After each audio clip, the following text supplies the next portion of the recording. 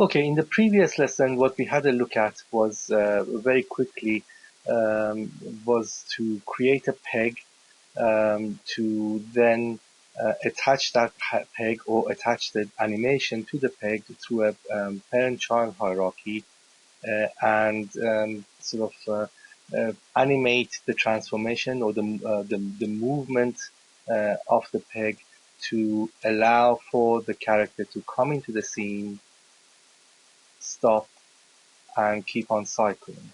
For this particular lesson, what we want to do next is to allow for to allow for something of a background, so that while the character is cycling in the scene, it looks like something else is happening.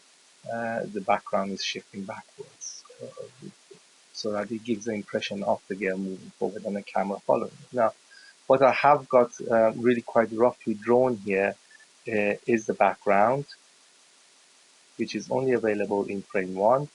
You notice that there isn't very much after that. So realistically, what we want to do, and I'm just going to hold the space bar down to shift the stage to the side, is for me to go on to create something else in there. And I'm just going to very quickly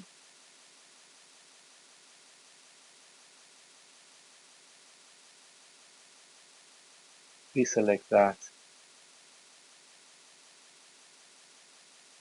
and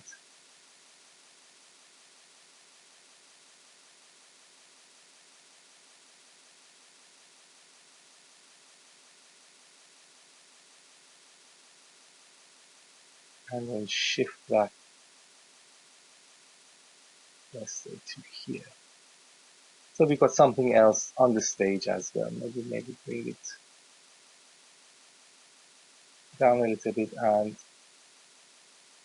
enlarge it a little bit as well, so that we've got something extra on the stage as well. This is really quite roughly drawn, and it's in its rough stage. So just to demonstrate what is possible. Again, holding the space key, space bar down, I'm just going to go back to my original and then just play back.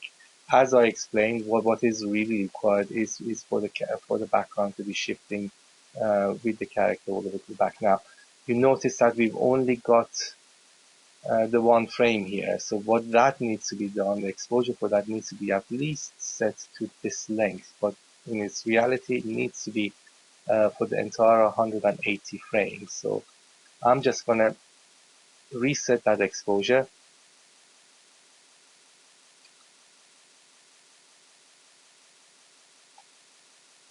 to 180, which means now that frame is going to be on the screen for that length of time. So we can see the character coming in. So there we go. I'll play that now. Now at this stage, what we want is for the background to be moving backwards, and it isn't. So again, it's the same solution. Bring in the peg, and then setting a key for it at the right frame, which is in this instance is when the girl comes in, when the girl is beginning to cycle without the camera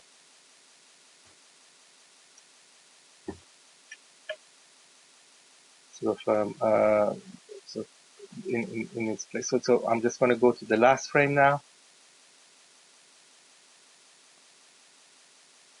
insert the key, making sure my transform is selected, and then simply move everything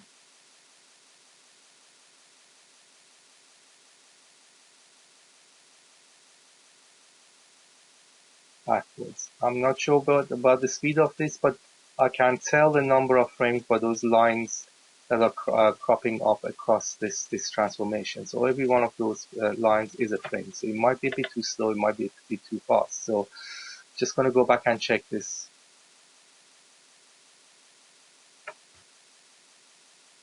And let's get rid of those lines, and I'm just going to hit play to see what we've got.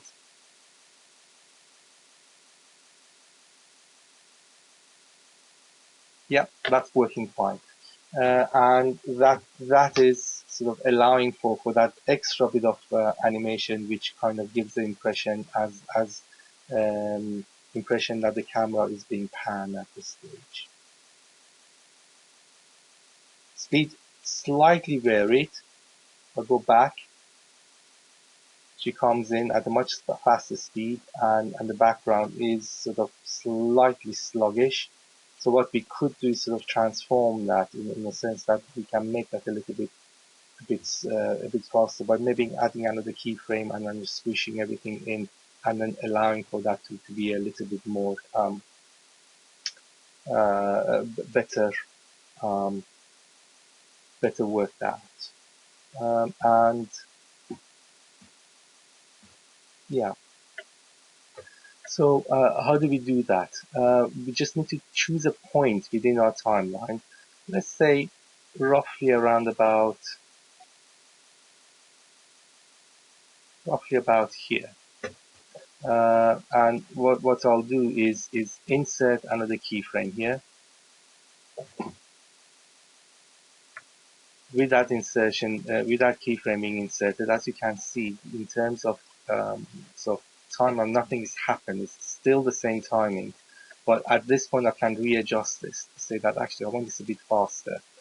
And you notice that as I'm pulling it, the spaces between those lines are getting a bit wider, indicating that there is that the speed is a bit greater. Now this is overcompensating for it, but let's have a look and see what we've got.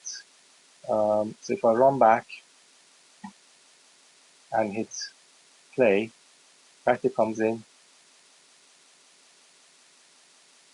and then it slows down. So let's play that one more time. Character comes in, same speed, then starts to slow down. That seems to be working fine, but you could be saying that actually that's a bit too much and the timing for that needs to be adjusted. Adjustment for it is going to be fairly easy because again you can go back to that and to your original keyframe and start pulling things out so that those lines become a bit closer to what they were before, and that actually helps with the timing of it. So if I run back again, my first key, beginning of my animation sequence, hit that, and I've got a character coming in, and that kind of takes over quite nicely. Now, one thing you notice is that these are just lines with everything coming out, the background kind of forcing its way through to the foreground. I'm really not bothered at this stage. I'm just looking at animation and animation speeds. It's so much, it's fairly straightforward and standard for you to go back and fill these with color or just white so that they don't seep through and do the same thing with the background. At this stage, I'm really not concerned with that. I'm more concerned about timing and whether the narrative is going to hold. Okay, so there you have the character coming into the scene and camera panning along with it until something else happens, and that something else could be quite literally, um, it could literally be she kind of notices something on the ground, bends down, picks it up, and then turns around and walks off again. So things like that are very much possible. Turning around and walking off, it's dead simple with Toonboon, because you could simply have that bit of animation, that bit of action, bending down, picking something up, could be drawn on paper or in Toonboon, and then you'll be using the same walk cycle to walk her back, because as I explained, you could literally be having you could literally be have a peg introduced whereby you could be if I just insert a keyframe here and demonstrate that.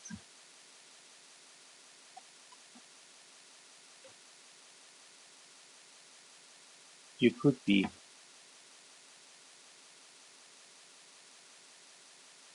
flipping your animation and it could have been flipped. Hang on, let me just go back again. you could have flipped this animation.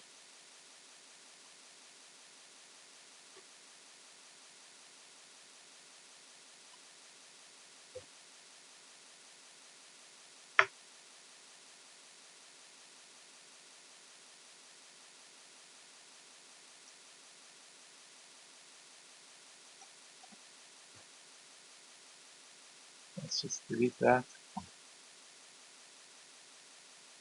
And you can see that, and then set another peg for it to actually walk backwards. So it's very easy to work out. Okay, um, that's pretty much the end of this lesson into using backgrounds with pegs and layering your animation with pegs and kind of looking at creating a real scene. So remove that from there and delete that layer. It's fairly standard practice. This is really so basic stuff that you could be looking at. We are not going to be, we are going to be touching at on cutout animation, but there's so much on Toonboon exercises online, so we can actually look at it. But this is the very basics of it, and we'll be looking at other means of sort of collating this information, passing it around within groups, looking at other issues of using pegs and other means of animation, how to bring everything together in nice animation in the following.